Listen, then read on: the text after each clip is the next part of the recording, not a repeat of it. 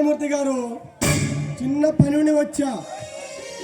పని లలితనే అమ్మాయిని హత్య చేసి వచ్చాడు. హత్య చేస్తుండగా ఇన్స్పెక్టర్ రుద్రమనాయుడు చూశాడు కనుక నేను ఇక్కడికి తప్పించుకుని వచ్చాను.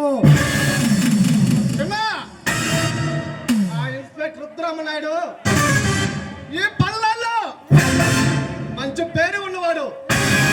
అతను కట్లో పడితే నేను ఎవడో తీసుకురాలేడు. చూడు లాయర్ సత్యమూర్తి, మన చిన్నకి ఈ బొక్కులు వచ్చి ఏదో కేసు పెట్టి అతను తప్పించు, నేను చూసుకుంటా. అలాగే చిన్న అతని చేతికి మాత్రం మీరు చిక్కకండి.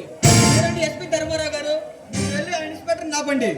ఈలోగా చిన్న మిగిలి కాగితాలు నేను రెడీ చేస్తాను. నువ్వు వెళ్ళి మన పార్టీ ఆఫీస్ లో తొంగుండు, బాగుంటావు.